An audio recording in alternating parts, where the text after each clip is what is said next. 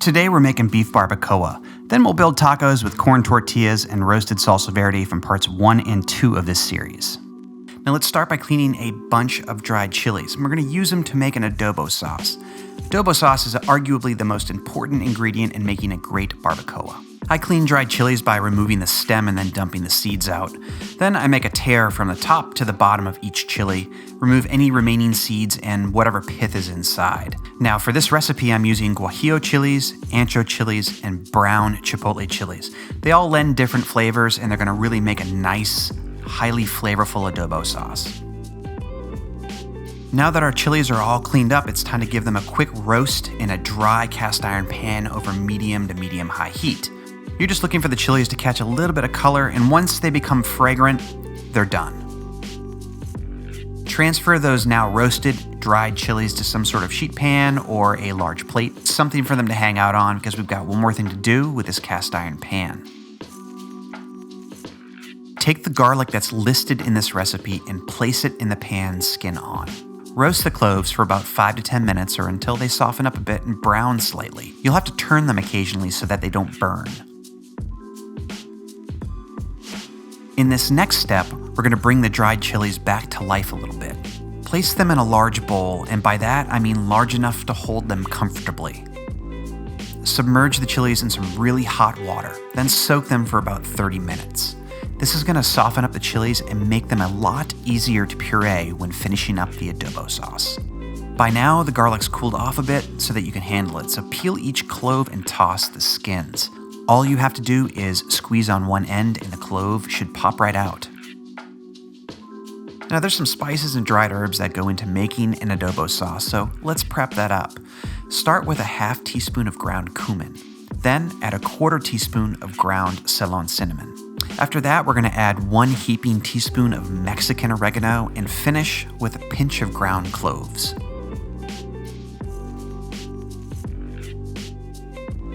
Now it's time to break out the big guns. So grab your blender, food processor, immersion blender, or even a molcajete, whatever you have that can turn all of the ingredients that we just prepped into a smooth adobo sauce.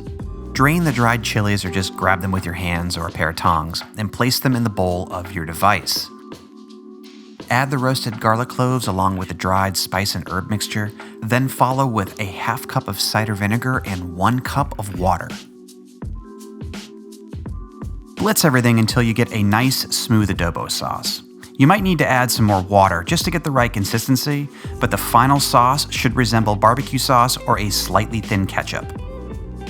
Once the adobo sauce is finished, put it aside and break out some of those banana leaves. Now, you could use some agave leaves instead, but I've had zero luck finding them in my area. Roll out your bundle of leaves and cut 3 or 4 pieces that are about 2 feet in length. Now decide on a cooking vessel that's large enough to accommodate your beef. Line the pan with a few of those banana leaves and toss in a half dozen or so dried avocado leaves. Now these leaves are traditional in most barbacoa recipes and they lend a nice, mellow anise flavor to the dish. When you're finished with that, place the pan aside so we can season and prepare our beef. Now the cut that I prefer for this recipe is chuck roast, and for the price, it's really hard to beat. There's a good amount of fat and marbling in the cut, which is going to add flavor while keeping the meat nice and tender as it braises. And don't be shy here with the seasoning. Hit that beef all over with a heavy dose of kosher salt and freshly ground black pepper. An important step is to brown the beef before you braise it, so add enough oil to a heavy pan so that it coats the bottom with a thin film. Use a neutral flavored oil that has a high smoke point. Canola or grapeseed oil are some good choices here. Heat the pan over a medium-high flame, and when the pan is ripping hot but not smoking, add your beef. Make sure you don't crowd the pan or you'll bring down the heat, which is going to cause the beef to release more moisture than can be evaporated, and you'll end up steaming your chuck roast rather than searing it. Give the beef a few minutes, then check the underside, and if it's got a nice brown crust, then flip it and continue cooking for an additional 3 or 4 minutes. Now that the beef's been properly browned, we can transfer it to the baking dish that we lined with our banana leaves and prepare it for the braise. Okay, I'm working with 2 pieces of beef here, so I'm going to place the first one directly on top of the dried avocado leaves. Then I'm going to smear a decent amount of the adobo sauce all over that roast.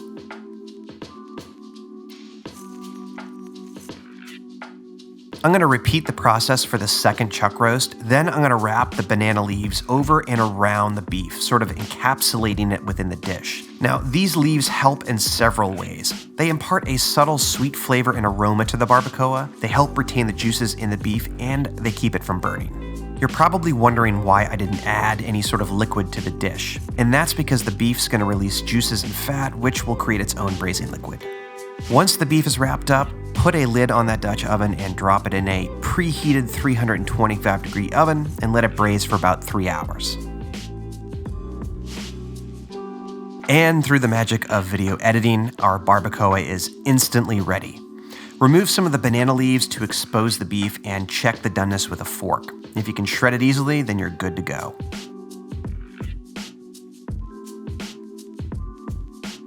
Carefully remove those tender pieces of beef and place them in some sort of second baking dish or on a sheet pan or a large dish, and let the meat cool down so you can handle it. You can discard the banana and avocado leaves, but do not trash that braising liquid. That stuff's full of flavor, so we're gonna add some back into the beef once it's shredded. All right, I was impatient and starving, and I just couldn't wait for the beef to cool down, so I used 2 forks to shred some of it instead of my hands. At this point, the barbacoa is pretty much done. The last thing you'll want to do is drizzle a few spoonfuls of that super tasty braising liquid all over the barbacoa. All right, it's time to build a barbacoa taco, so grab a fresh, homemade corn tortilla. Then pile on about 3 ounces of some of that incredibly delicious braised beef.